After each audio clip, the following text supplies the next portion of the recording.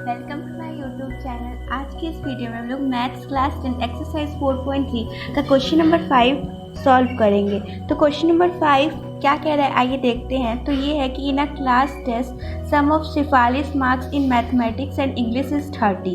Had she got 2 marks more in maths and 3 marks less in English, product of their marks would have been 210. Find her marks in 2 subjects. यानी कि इसमें कहा गया है कि class में जो टेस्ट हो रहा है उसमें जो शिफाली है उसके मैथ और इंग्लिश के जो मार्क्स हैं वो 30 हैं, यानी कि प्लस करने पे 30 आ रहा है। और 2 नंबर वो ज़्यादा पाई है मैथ्स में और 3 नंबर कम पाई है मैथ्स में इंग्लिश में। और अगर दोनों के प्रोडक्ट करेंगे मैथ्स और इंग्लिश का तो 210 हो जा रहा है।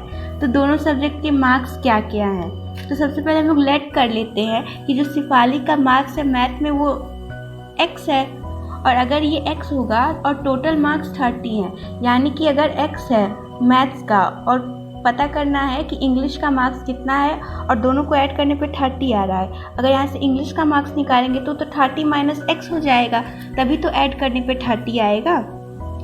तो वही हम लोग लिख लेते हैं। तो हम लोगों ने ये लिख लिया, और साथ में जो क्वेश्चन में ये भी कहा हुआ था कि जो मैथ्स में 2 नंबर ज़्यादा पाई है और इंग्लिश में 3 नंबर कम पाई है। तो अकॉर्डिंग टू द क्वेश्चन में ज़्यादा नंबर पाई है तो +2 हो जाएगा, और इंग्लिश में 3 नंबर कम पाई है तो -3 हो जाएगा।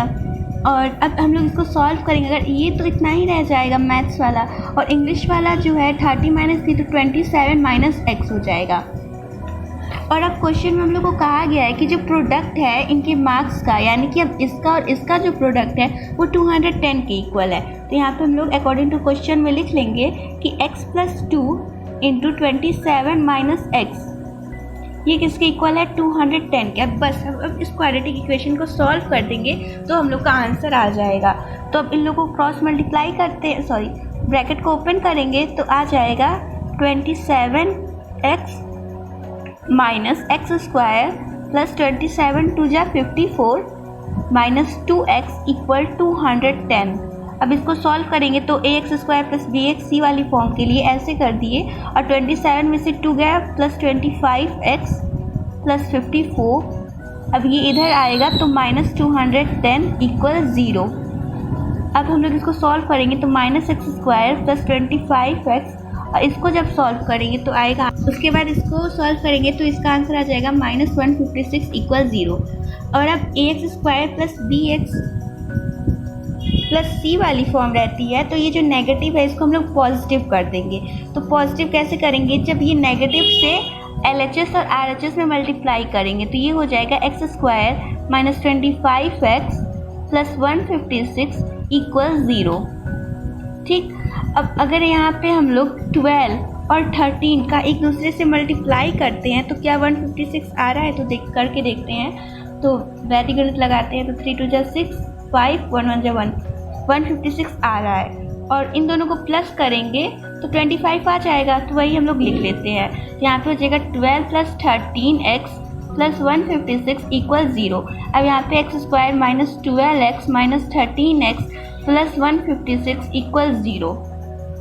अब x कॉमन ले लेते हैं तो x - 12 आ जाएगा, माइनस अब यहाँ पे 12 चाहिए। तो ये ट्रिक है कि अगर यहाँ पे हम लोग 13 निकाल के x ऐसे ले लेते हैं तो ये आंसर आ जाएगा हम लोग का। तो अब यहाँ पे ब्रैकेट कॉमन ले लेंगे तो x - 12 और x - 13 = 0। अब प्रोडक्ट रूल लगा देंगे तो x - 12 = 0 और x - 13 = 0। अब यहाँ से x की वैल्यू 12 आ जाएगी और यहाँ से x की वैल्यू 13 आ जाएगी। अब दोनों ही आंसर हम लोग के करेक्ट हैं क्योंकि दोनों पॉजिटिव में आए हैं। अब हम लोग अब कंडीशन लगाएंगे। अगर केस फर्स्ट बनता है और मैथ्स का जो मार्क्स है वो 12 मार्क्स पाई है तो इंग्लिश में कितना पा जाएगी, तो 30 - 12 करेंगे तो हम लोग का जो आंसर है आ जाएगा 18। ठीक। अगर अब ये वाले तो आंसर ये दोनों हो गए। अगर केस 2 है जिसमें जो मैथ का जो मार्क्स है उसका वो 13 है तो इंग्लिश का मार्क्स कितना हो जाएगा, 30 - 13 तो ये हो जाएगा 17। ठीक है, तो ये आंसर आ जाएगा। तो थैंक यू।